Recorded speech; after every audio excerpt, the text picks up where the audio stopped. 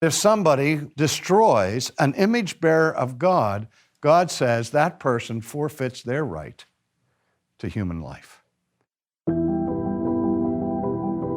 The person who raises his hand to slay a human being is making an assault against God.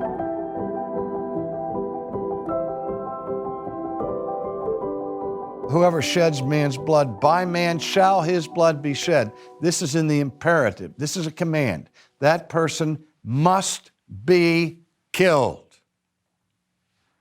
And so God doesn't just give the magistrate now the right of capital punishment. He gives the magistrate the duty of capital punishment. And that's what causes so much controversy.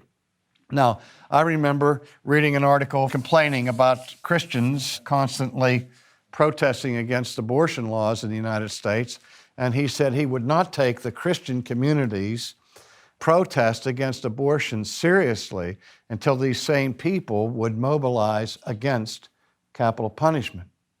And when he said that, he revealed that he didn't understand the biblical rationale, which is the same in both cases. What is behind the church's protest against abortion and what is behind the historic Christian community's backing of capital punishment is the concept of the sanctity of life. And people who oppose capital punishment oppose it appealing to the same principle. The principle is that every human life is sacred, and if a person chooses to murder another human being, we're just adding to the desacralization of life by executing the murderer. Then the point is that everybody's life is sacred, even the murderer. And so we have to do something besides retaliate with revenge or so on. But the point of the original institution of capital punishment is not for deterrence. It's not even for vengeance. It's to maintain God's directive that every human life is sacred. Now notice what he says. Whoever sheds man's blood, by man his blood shall be shed.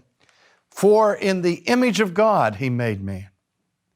The rationale that God gives for requiring the death of the murderer is that in a very real sense, the person who raises his hand to slay a human being is making an assault not just on a fellow human, but is making an assault against God.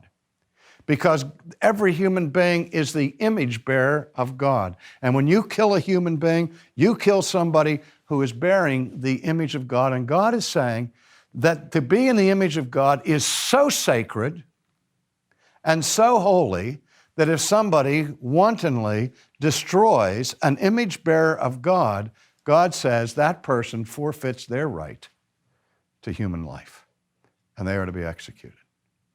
So the punishment for murder, God establishes not just in the Mosaic economy, but in the Noahic economy, is the death penalty.